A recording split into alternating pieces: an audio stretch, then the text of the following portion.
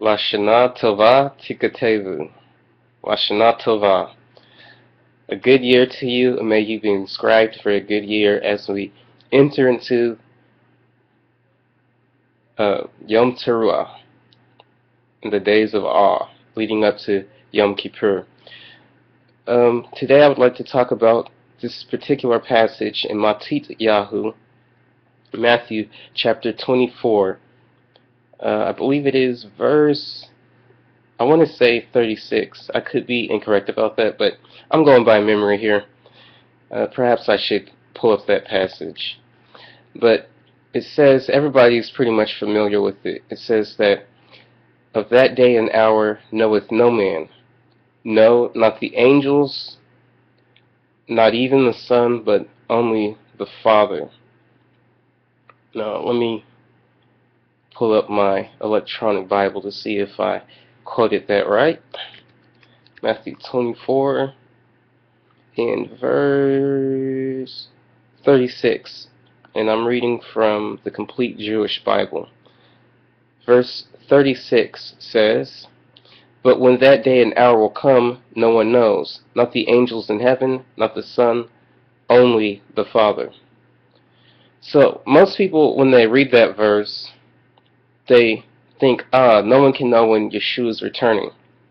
And you always hear people say, we have so many people trying to predict when the Messiah comes. Some people falsely prophesying that Messiah is coming on this and this date. And people say, well, hey, no man knows the day or the hour. Well, even if we look at this in a literal sense, if it says no man knows the day or the hour, then that's exactly what it means. The day or the hour. That isn't to say that we can't know the month in which our Messiah, Jesus Christ, Yeshua HaMashiach, will return. That isn't to say that we won't even know the year, if we interpret that literally. However, this phrase, no man knows the day or the hour, is a Hebrew idiom in which, if you were a Yehudi, a Jew during the first century, the times in which our Messiah lived, you would have clearly understood this idiom to referring to a particular day. Now, this idiom, this Hebrew idiom, refers to what we know in the English as the Feast of Trumpets. Now, in the Hebrew text, or Hebrew tongue, we know this as Yom Teruah, the day of the awakening blast. It's also known as the day in which the dead would be resurrected, the day of resurrection. But the Feast of Trumpets is called Yom Teruah, the day of the awakening blast, and it's also called the day no man knows, or the day of hiding, or the hidden day. Another Hebrew word for that is Yom HaKiseh, the day of hiding, and it comes from the word kaka, which means to conceal, cover, or hide. Now, the way that the Feast of Trumpets was determined, we have to realize that the Hebrews first had a lunar calendar. We have a solar calendar known as the Gregorian calendar or the Julian calendar. The Jews had a lunar calendar, and they would determine the months and the days by the waxing and the waning of the moon. So the moon would, as it got towards the end of the month, the moon would go black. It would go into what we call a new moon. And the beginning, or the first day of the month, would be marked by the first slither of the moon. This is known as Rosh Chodesh, or the head of the month. And this is, every month the Jews would have a celebration marking the head of the month. Now, it's important to understand the beginning or the head of the month because it would determine when God's feast would be observed. The high priest would send out shelichim, the singular tense shaliach, to which is two witnesses, to go out and to observe this first slither of the moon. They would come back and report to the Kohen, the priest, and the priest would ask them a series of strict questions to determine if they really saw the moon. Now, if only one saw the moon, or neither saw the moon, then they would be sent back to observe the moon, and then they would come back and report. Now, this is called the hidden day, or the day no man knows, because only God knows when the first slither of the moon would appear. But also, only the high priest had the power to declare Rosh Chodesh. So, the Hebrew people didn't know when the first day of the month would be declared, because they depended upon the word of the Kohen, the priest. And also, they would light fires on the mountains, which also would take some time for the fires on the mountains to be seen. And it would take some time for the messengers to go forth and tell all the different cities in Israel that the sighting of the moon, the first slither of the moon was seen, that Rosh Chodesh was declared. Something else you have to consider is the fact that if it was cloudy outside, you wouldn't be able to see the first slither of the moon. And sometimes it would take 2 to 3 days before the moon would even be visible to the human eye. And something else to consider on top of that is the fact that if you had a volcanic eruption in which the ashes go up into the air, it would obscure the view of the moon. So this is why it's called the hidden day.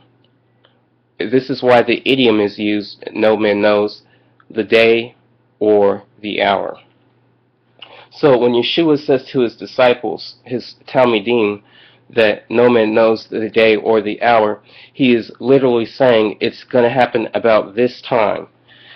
Now, as you know, according to the scriptures, Vayikra, Leviticus 23, and I believe Numbers 29, that the Feast of Trumpets occurs in the 7th month, known as Tishri, the 7th month, on the first day.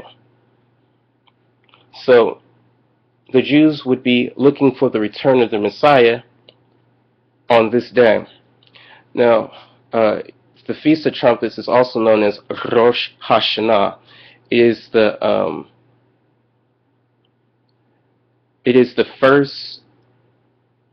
beginning of the new year. It's the Jewish New Year, the civil New Year, not the biblical New Year. The biblical New Year is the first month of Nisan, which happens in the spring. But the civil New Year, which is a tradition picked up while the Jews were in Babylon, is Tishri, or Rosh Hashanah, the head of the year. Rosh meaning head, Ha, the prefix Ha, meaning the, and Shana, meaning year. So the Jews would actually be looking for the return of the Messiah on this day. Now, Rosh Hashanah is also known as the opening of the gates. And it is also the time in which the Ivrit, the Hebrew people, would set out to anoint their kings. So this day is also known as the coronation of the king. Now, prophetically and in spiritual sense, we know that Yeshua is Melech Melechim, the King of Kings, and he will come back as king. He first came as the Lamb, the suffering servant, and he will come back as the Lion of the tribe of Judah, who will come back as a king with fierceness to declare vengeance. It's the day of God's vengeance, and to rid the world of the wicked and to bring universal peace to the world. So, we read in Scripture also, it talks about in 1 Corinthians 15 how the dead would be resurrected. And the Jews believe that this is the day in which, traditionally, the Jews believe this is the day in which the dead would be resurrected. Now, in I believe it is 1 Corinthians 15, we are told about the last trump. Yom Teruah, or the Feast of Trumpets, is actually known as the last trump. So, with that said, I think it should be understood that Yeshua, as a Jew, was speaking in a vernacular, in a tongue, in a way that the Jews would have been able to recognize and relate to and understand. He used a Hebrew idiom that that was not a surprise to them. He used a Hebrew idiom in which they were familiar with. Now, we as oftentimes Gentiles, when we read these Hebrew scriptures, we read from a perspective of the 21st century, our Western mindset, and we're trying to read and impose a Western mindset into an Eastern first century text, a text that's over 2,000 years old. And obviously that could create a language barrier and a cultural gap in which it wouldn't be as easy to understand. Now, we think we understand, but oftentimes because of that, sometimes it leads us down a wrong path into a wrong interpretation of the scriptures. That's why it's important to understand the Hebrew scriptures from a Hebraic perspective, with the understanding of the Hebrew language and the Hebrew culture and the Hebrew